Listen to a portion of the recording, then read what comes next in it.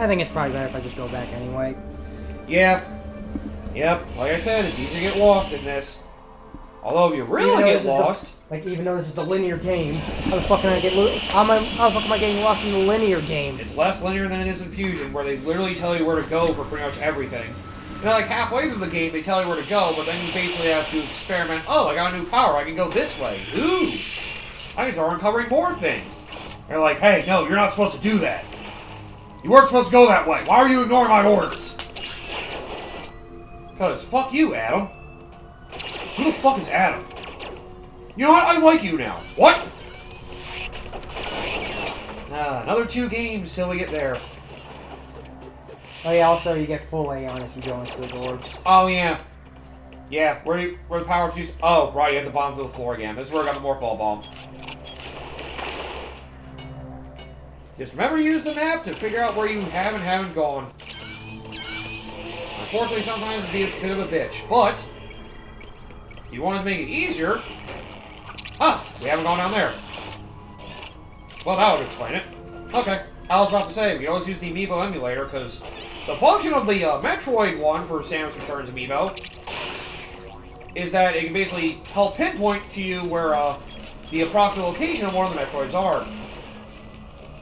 Also, to remember, use your Aeon powers.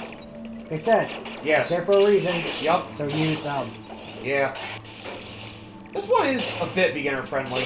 Not quite like Zero Mission is, where... Zero Mission sounds like it feels like it really starts with, like, the basics of a Metroid game. It makes a lot of sense for that to be a starting point. Like I said, it was... Well, no, I say that, but no, that's not true. My first Metroid game was actually... Fusion. But I think the best starting point for Metroid I recommend is Zero Mission. Zero Mission. I would also argue Prime, but... Well, that's more for the Prime series, but it is also a great, like, beginner's Metroid game as well. I don't... Just for the style. Sort of, mostly because how a Metroid game works in 2D and 3D are still kind of inherently different. That is true, yeah. Yeah. I mean, you at least get, like, the general idea of a flow from it. At least in regards to, like, the world progression, at least. Metroid Prime does it... I want to say arguably the best, but that's because there's a lot of backtracking. I don't know if people are the biggest fan of that. The backtracking in the Prime games are incredibly rough, and that's kind of the big reason why I kind of use that as the grain of salt. Yeah. Prime 1 is arguably the worst at that, but everything else about it is great. Yeah. Prime 2 has its freaking Echo World, which is... if it wasn't for all the damage you keep taking all the time, and how annoying it was to basically realize you're in a mirrored version of another world you've been in, and how samey everything would look, it would be better. Prime 3 is very linear, and yet it still excels at that. Because everybody else hates the fact that it's motion controls, even though it makes it play better. Yeah. Considering for a first-person shooter, that sort of precision aim, it's about as close as you're going to get to a mouse without having the mouse. Mm-hmm. Yep. Oh, how the hell? You son of a bitch. Love these ad fans who basically just can't do the obvious solution. Such a dick move. What's that? You want to use your fans? That should be you. Oh, you want to get this power? Oh, sorry. No. Sorry, this current's too strong. Why would you just have random fans here? This planet gets very hot. You just have random fans? It gets really hot. God damn it. Ah, we're finally near another Metroid. Before that, I want to go back up because... Yeah, I know there was that thing up in the corner, yep. I hate that enemy that keeps electrocuting the platform. And Prime Hunters is a different example. That game is linear, but in a very odd way. And it's why I have no real interest in playing it, because it just feels kind of brain dead with its linearity. Yeah, you might actually prefer Other M over that, arguably. Yeah. Yeah, it's a really weird game. Honestly, the bigger selling point with that is the, oh yeah, you can't bomb up there, go figure. The bigger selling point with that is honestly the multiplayer, which is definitely a more fleshed out version of what Prime 2 did. Yeah, but the problem for a lot of people is that it seems like a good idea at the time until you realize most people that generally play Metroid games want a single-player experience. A good focused single-player experience rather than multiplayer, yeah. Yeah. At least Prime 2 is a nice flavor enhancer. Having extra hunters certainly helped with Prime Hunters to make it a little more memorable. I'll have to add freaking Prime Hunters to my freaking post-commentary backlog. God damn it. Why couldn't you just play this miserable game for me? You like it more than I do. You like it more than I care to play it. I like it more than Other M, but like barely. Like barely. Like, I hate Other M more from a story perspective, but from a gameplay perspective, there are things I do legitimately respect about Other M. Yeah. But there's also some stupid bullshit gameplay things Other M does that I absolutely hate. The 3D game that you only have the direction pad to move? Sounds genius. Well, there's that, but there's some other stupid things that they did, such as the cutscene. Oh yeah, the walking cutscene. The cutscene gameplay bullshit, where it's like you have to interact with the fucking cutscene, try to figure out what the hell the next way forward. I did hate that a lot. That shit was the worst. That was one of my least favorite things about that game, honestly. And the story's already enough. Samus' character being ruined might be my least favorite thing, but the walking cutscene's probably my second least favorite thing.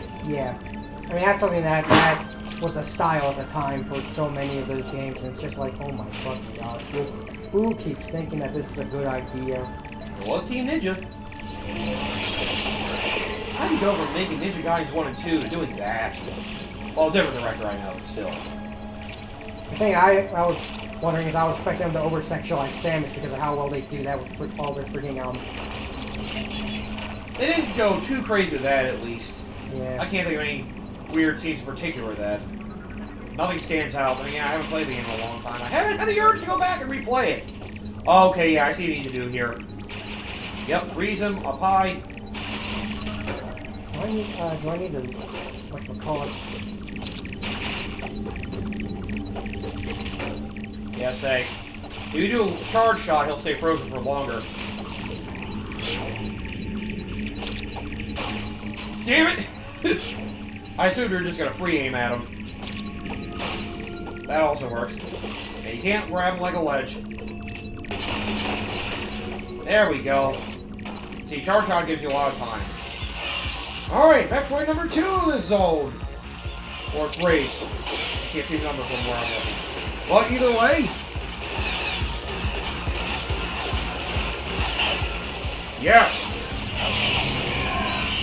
Metroid. Oh, it's number 2. Okay, yep, now I see. I was looking at the interface wrong. 2 down, 2 to go. I have 2 strands of DNA. I'll say it is also nice to notice the map is actually somewhat similar to how it was in original Metroid 2. So similar to Zero Mission, they were pretty faithful to the the world creation to a point.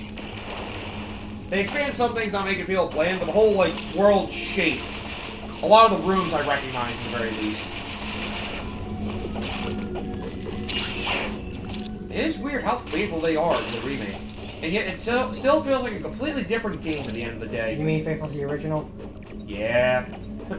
Faithful to a remake, yeah. Yeah, that makes sense. That's why they canceled AM2R. Oh, come on. Nintendo just doesn't like fan projects. They're dicks about that. We've been over that all. Nintendo has no respect for the fans. Yeah, true. Ooh, counter! Yeah, as long as you're quick on reading the counters, you're usually pretty good at these. Yeah, you have to hit them in their sweet spot, obviously. Yeah. So they hit them in their giant bulb, fuck me bulbs. Yep. No! 3 down, 1 to go! And then we get the hell out of here. Damn it. Always nice to check. Yeah, get used to using the scan pulse. Like I said, one of the better ones. Yep. Ooh, something in there. I wonder if it's something good. Or it's just a random hole. Ah. Right, so we can crawl on these things. Ow! I hate these creatures. And the Metroid series is certainly in a weird spot. It seems like it is starting to gain popularity, at least. It's about damn time. I mean, Dread is the best-selling Metroid game, and it's only sold like a little over 2 million. So it's not all that impressive when you compare it to some of the other series. According to Nintendo, at least. It can't be Mario Kart World with a freaking 80% attachment rate, saying it's the only big Nintendo game the first month of the new system. Yay! It's like everybody that wanted to get the system wanted it for that! wanted to have a new toy to play with a new system. Who'd have thought? Who'd have thought that nobody wants to buy a fucking $300, $400+ console for... I'll admit there is... I did forget about another thing that made Switch 2 a little annoying. You're aware that Japan has their own, like, Japanese-only version that's, like, approximately $100 cheaper. Yeah. Basically screwing over international people, which... Does it really cost $100 to get all the language packs in there? Have all that language compatibility? I call it bullshit on that. I'm sure there's probably some extra cost to it. I feel like 100 might be a bit high. I think it sells for like the equivalent, like in Japan, it's like the Switch 2 Japanese only model sells for the equivalent of like $365 US, I think. Yeah. So, thinking about it, 400 or 425 would probably be more respectable than 450. See how long it keeps selling. See if it still continues to sell really well. That's not the thing that pisses me off more than anything else about it. What pisses me off about this is that everything is going up in price. Yeah, not just the Switch 2 prices and all that, but just like all the old consoles that are probably supposed to quote-unquote die off, they're more expensive for some fucking reason. I mean, which makes no fucking sense. Coda mentioned to me the Switch 1 going up in price. While it sounds scummy, think of it this way. It's also a very smart business decision. It's a smart business decision, but it's a bullshit decision. Yeah, it was, oh, you don't like, these prices are getting a little high, huh? Well, making the Switch 2 look more appealing now, isn't it? And yet, people are still believing that PS6 is going to launch at $500. That is still wild to me. There's no way, with the way prices are going, the PS6 is going to be less expensive than the PS5 Pro. And the handheld is going to be $500. Which I think it says it's supposed to have, like, half the power of the PS5 Pro or something like that. Maybe it's like half the ray tracing capability I saw. But according to the rumors, yeah. PS6, people are trying to say it's going to cost $500. It's going to have a handheld component similar to what the Switch can do. And frickin', yeah, be more powerful than anything else in the market. Yeah, okay. Yeah, that sounds like a dream machine right there. That would certainly be a reason to entice some people away from PC. If it was actually $500 fucking dollars. I think that's probably going to be fucking nearly double. If it launches below $800, I would honestly be shocked. But don't forget, it's still rumored PS6 will be coming in 2027. Around the same year. I need to just stop focusing. My brain is just like kind of trying to focus on the power ups. I think I probably should just like leave and come back with some more stuff. All we gotta do is go back to the main hub now. As long as you have all the main upgrades, we're good. But I mean, with all the weird stuff that's going on with gaming in general and everything else, like there's a reason why I'm becoming more and more happy with my Steam Deck 2 got, well, at least announced-ish. They basically said that Steam Deck 2 it would probably end up coming out around like 2027. Oddly enough, same time supposedly PS6 will come out. So that's interesting for those that want a Steam Deck 2. But again, part of me feels like if you're trying to play PC games, unless you're really focused on playing PC games away from your main setup of your computer and all that, there's not really a need for a Steam Deck unless you really want to play like those games away from your computer. Now I think about it. The only reason you get it is because it's the portable aspect. And portability.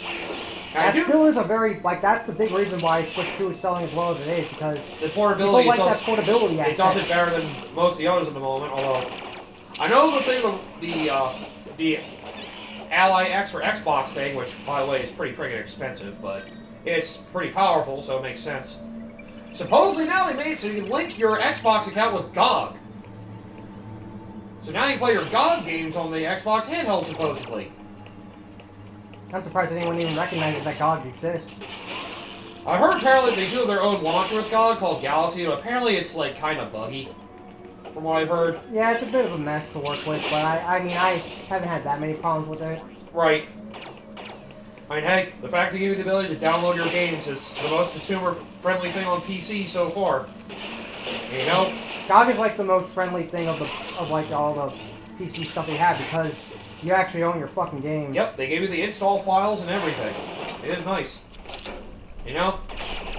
I'm honestly really, I don't know if I'm going to say interested, but I'm curious to see what Microsoft's strategy is the Xbox going forward. They're basically trying to make it so, like, a lot of PC markets can be on their devices. They're really interesting to see what they can do with that. They, like, make their... If they have another home console, they make, like, a hub for all that. I guess one thing I'm curious about is if maybe they decide to start porting all their stuff over to DOS. Yeah, I mean... Yeah, they want to make... They're trying to, like, want to make a console like a hub you can play like virtually like all the video games out there, basically like a console PC basically. Yeah. There is some appeal to that, especially if their old Xbox games continue to carry over. The problem is that Xbox, I don't know how great their specs are relatively speaking because they're talking about. I guess honestly the big thing they're trying to compete with at this point is maybe the Oh man, how the hell are you in there? What's it called? The Steam Deck maybe? Yeah. Because I'm not really sure it's like, you're not going to compete with a PC. I mean, Sony's not really their main competitor. Some people like to see it is, saying they won the console war, even though Nintendo still sells more than that. And well, Helldivers 2 also got released to frickin' Xbox as well. And well, if a lot of the Steam integration and stuff that's going to be happening with Xbox is true, you're going to be getting more Sony games technically on Xbox system as well. God of War, Spider-Man. So technically, it won't be Sony exclusive for Sony either. The big thing about the whole console war thing is stupid. That's more or less what I'm saying. I mean, it was always going to be a licensing thing, but the problem is that because, like I said, it's a consumer thing, is what it is. Yeah, it kind of breeds the worst in this sort of consumer identity thing, where that's all we end up being, and it kind of deludes us in the lack of better terms. Oh, I think you want a bomb down there. I think that's what it is. You want to blow up those blocks and then I think bomb below the ones you just shot away. I think. Yeah, that's what you want to do. Yeah, I kind of hate these rooms. Kind of have to figure out the maze they have going for you. That's why. They don't make it very clear. That's why scan pulse is Yeah, very they want you to scan. It just feels really stupid. They're basically forcing a maze on you, just to tease you. Haha, you don't have the power to get through this. Fuck you. Like, hey, dumbass, go this way. Go. On to area 2! Or 3, whatever. Yep. We have 5 Metroids down, 35 to go. 1/8 of the way through the game. Really? Feels like we're almost halfway through the map already. Ah, double counter. Beautiful. I wish I actually managed to get one of the special kills, but I can't. Double kill! Oh, man. A way they could have advanced the counter would have been cool if you could, like, stun an enemy and, like... if they could have made it something like a grapple beam, you could, like, grab an enemy and throw it at another. That would have been cool. That could have been sick. That might be a little too advanced, but that does sound like a great idea. If they work on Castlevania, they could have made it happen. Oh, well. Or maybe just like a slam or something, just kind of haze them. Uh-huh, yep. Oh well, thought what could have been.